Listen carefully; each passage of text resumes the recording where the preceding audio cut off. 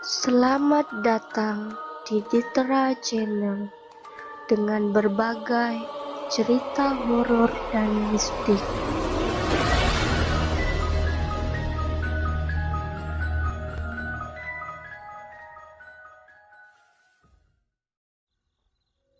Mie tek-tek yang dipesan selalu kelebihan 1 porsi. Seminggu yang lalu, saya mendapat kabar akan kembali bertugas di pelayanan medis. Setelah 3 tahun lebih tidak terjun langsung ke rumah sakit sebagai perawat.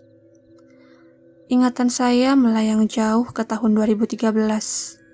Saya mengingat berbagai pengalaman yang pernah saya alami sebagai seorang nakes.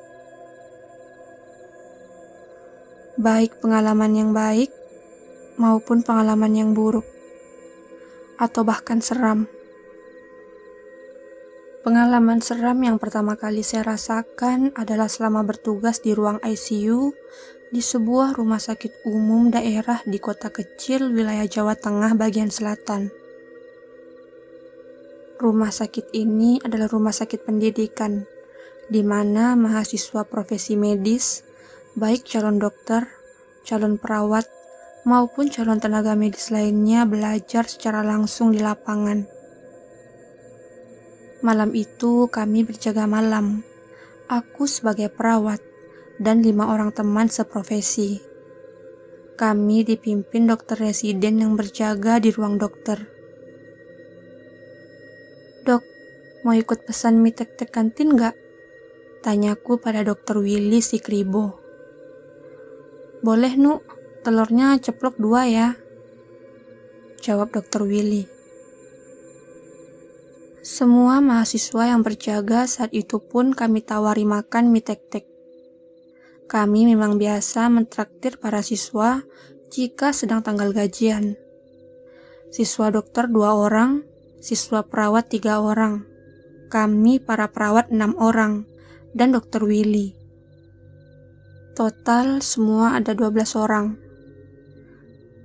Aku meminta salah satu siswa menelpon kantin rumah sakit untuk memesan mie tek-tek. Siswa perempuan itu menuju telepon dan menyampaikan bahwa kami memesan 12 porsi.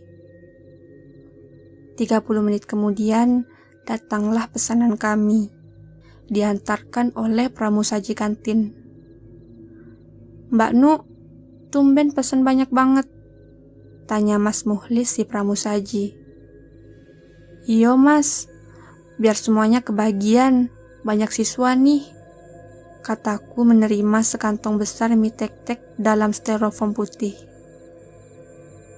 "Aku lapar banget dek, aku makan duluan ya," kataku pada adik siswa. "Iya mbak, monggo." Sementara para siswa berjaga menunggu 10 pasien ICU. Kami, dokter Willy, para senior perawat dan aku anteng menikmati mie tek-tek panas dan pedas. Setelah kami selesai, aku mempersilakan para siswa makan, dan giliran kami yang berjaga. By the way, pasien ICU tidak boleh lepas dari pengawasan. Maka dari itu, kami makan dengan cara bergantian.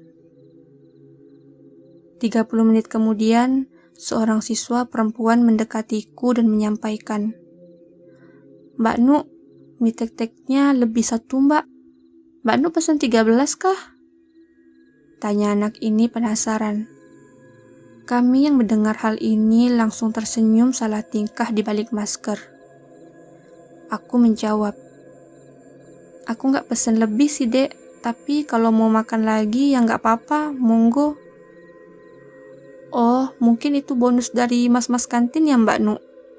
tanya siswa laki-laki. Aku belum sempat menjawab pertanyaan mereka ketika Mas Bondan senior perawat mengambil alih situasi. "Dek, mau aku ceritain sesuatu nggak?" Mas Bondan mulai memancing rasa penasaran mereka. Adik-adik siswa ini tanpa dikomando berkerumun melingkari Mas Bondan. Dan Mas Bondan mulai bercerita. Tahun 2012 yang lalu, ada rekan perawat di sini yang mengalami kecelakaan lalu lintas di depan tikungan rumah sakit ini. Namanya Nina. Nina ini adalah perawat cantik yang bertugas di ICU ini sejak lulus pendidikan keperawatan. Nina mengalami cedera kepala berat yang menyebabkan dia harus mengalami operasi berkali-kali. Tentunya harus dirawat intensif di ruang ICU. Karena Nina rekan kerja kami memberinya bed pasien istimewa, yaitu di ruang isolasi sebelah sana. Tangan Mas Bondan menunjuk kamar isolasi yang lampunya remang dan agak lembab karena jarang digunakan. Setelah perawatan yang lama dan intensif, Nina tidak mampu bertahan dan akhirnya meninggal. Kami sangat sedih kehilangan Nina yang cekatan dalam bekerja dan selalu ceria. Nina meninggal di situ. Tangan Mas Bondan masih menunjuk arah ruang isolasi nomor 1. Aku melirik ekspresi para siswa ini yang mendengarkan sambil heran, bergidik ngeri, dan macam-macam ekspresi kaget. Mas Bondan melanjutkan ceritanya. Sejak Nina meninggal, posisinya digantikan oleh Nuha. Semasa hidupnya, Nina senang sekali makan mie tek-tek kantin, seperti yang barusan kita semua makan. Mas Bondan tetap melanjutkan cerita tanpa peduli wajah para siswa sudah ketakutan. Semenjak meninggalnya Nina, setiap kami memesan mie tek-tek di kantin. Mas Muhlis si pramusaji selalu melebihkan 1 porsi. Bukan karena dia terlalu baik, tapi Mas Muhlis selalu mendapat telepon susulan untuk memesan tambahan 1 porsi. Mas Muhlis mengaku setiap pesanan ICU, pasti selalu ada yang menyusul telepon untuk menambah 1 porsi atas nama Nina. Padahal kami tidak ada yang meminta tambahan 1 porsi. Jelas Mas Bondan panjang lebar. Para siswa heran melihat kami santai sekali menanggapi cerita Mas Bondan. Bagaimana tidak? Kami sudah terbiasa melihat kelebihan 1 porsi mie tek-tek yang ujung-ujungnya tidak ada yang berani memakan. Di masa awal aku bertugas, rasanya hal ini terdengar konyol dan hampir aku tidak mempercayainya. Tapi kejadian ini selalu berulang setiap kami memesan mie tek-tek. Pasti ada kelebihan 1 porsi. Siapa yang meminta tambahan?